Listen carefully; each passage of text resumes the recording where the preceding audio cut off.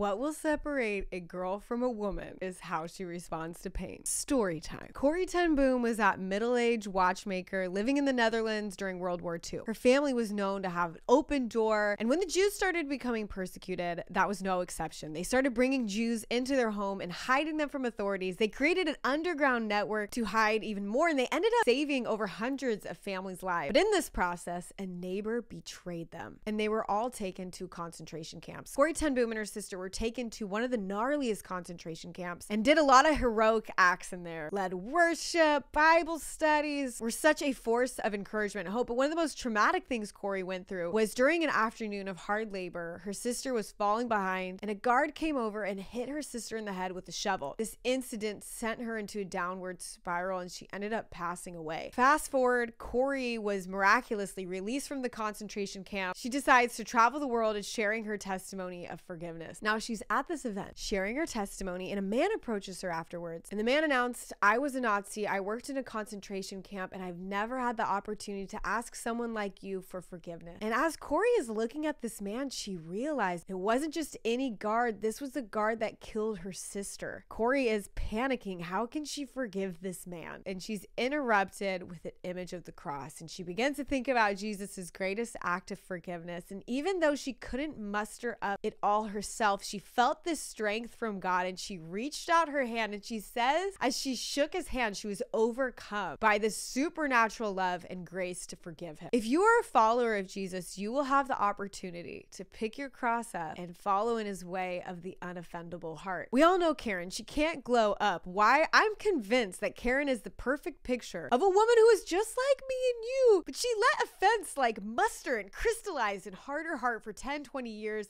She's having crazy side effects of bad haircuts. Outside of Karen, having unforgiveness and offense really stinks. I'm kind of one of those stuffers. I'll go through something really bad and I think it's not bothering me, but I find out I really shoved it down and there is offense there. And maybe you're listening to this and like, this message doesn't apply to you, but bear with me. There are some indicators, like little engine lights that come on your car to tell you that you have offense. And I think you should go through this with me to see how your car is functioning. The first one is what I like to call the inner dialogue. Now, I've been married to Derek for 7 years, and throughout the 7 years, we've only had maybe 1 or 2 disagreements. No, I'm kidding. We've had a few. But he's my best friend, so don't worry about it. Typically, if we're in a disagreement, I will go to the shower, my prayer portal, and I will get right with God, humble myself, and come out the most amazing wife. But one day, my prayer portal became a place of evil, and I found myself in the shower, so offended at what had happened. I was literally talking out loud to Derek, although he was not in there. I was continuing my argument. I was in a dialogue with Derek. I don't know if you've ever experienced this. Maybe it's just a Chloe thing,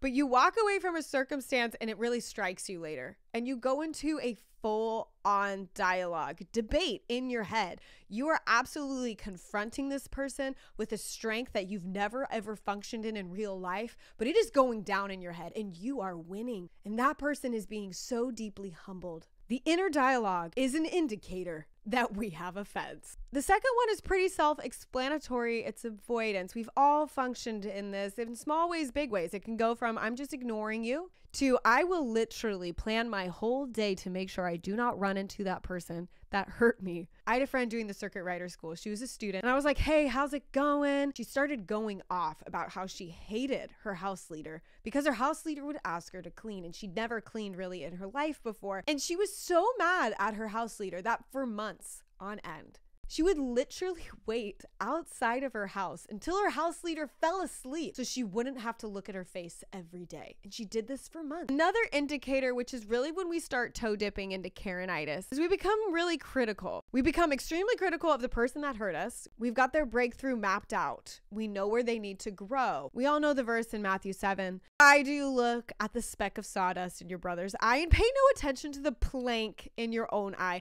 How can you say to your brother, let me take the speck out of your eye, when all the time there is a plank in your own eye, you hypocrite? First take the plank out of your own eye and then you will see clearly to remove the speck from your brother's eye. Literally, how many times have you quoted that to someone else? but literally it also pertains to us. We get critical of the people that hurt us, and then it starts to expand. It really blossoms. We become masters of how people should run their lives. We leave a church service, it's too religious for us, and we go into our cars and we're like American Idol judges, breaking down the whole service, how they could have been a revival if they just did this or this. We know how everybody's dating relationship should be. We know how our parents can grow and get free. A negative mindset and heart will no doubtably create a negative atmosphere. Here's the real one though, and why I'm doing this podcast, because I've seen it take people out so intensely. It's being offended at God. I know, dark stuff. If you know my story, you know that my mom was really sick growing up with Lyme's disease, and miraculously she got healed about 4 years ago. That's a story for another day. But after my mom's healing, my dad, who had a really serious autoimmune disease, started declining. His decline was filled with really intense suffering for about 6 months, being in and out of the hospital. So many people were praying for his healing, and I had no doubt in my mind that it was going to happen. To all of our surprise, God had a different healing story for him, and he ended up passing away, and he was healed face to face with Jesus. Immediately after my dad's passing, I had so many people asking me the question, how do you feel that God healed your mom and didn't heal your dad? To me, it didn't really faze me. I felt pretty confident, like, no, the mercy of the cross, what Jesus made a way for, the fact that my dad was healed face to face is pretty awesome. But it didn't take away the pain of it and the reality that this was what God chose for him. And I probably would have liked a different ending for sure. But things got wilder. In the process of grieving for my dad, I quickly decided that I was going to get pregnant. I was going to continue his legacy. It was something my dad and I talked about all the time. So I got pregnant 2 months after my dad passed away. Me and Derek were ecstatic. This was a promise from the Lord. This was a breath of fresh air in the midst of so much pain. And unfortunately, I quickly experienced extremely gnarly miscarriage. And for the first time, I felt this need to ask God why. I was sitting outside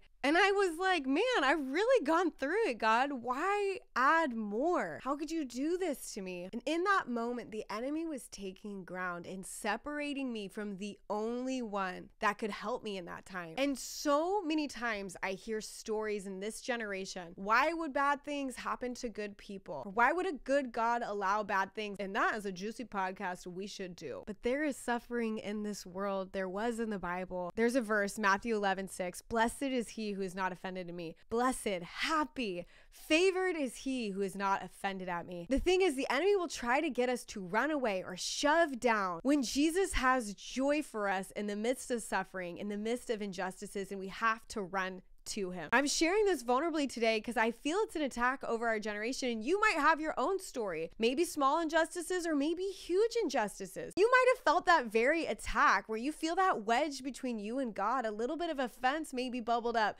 or maybe it's somebody and you're just carrying this burden of unforgiveness towards them. But the truth is, Jesus's name as the healer is no joke. He's ready to take care of us. We have to be willing to surrender, to forgive, to let go of pain, and get his help of grace to overcome and heal. I don't want to rush and finish this podcast. I really actually want you to think for a minute.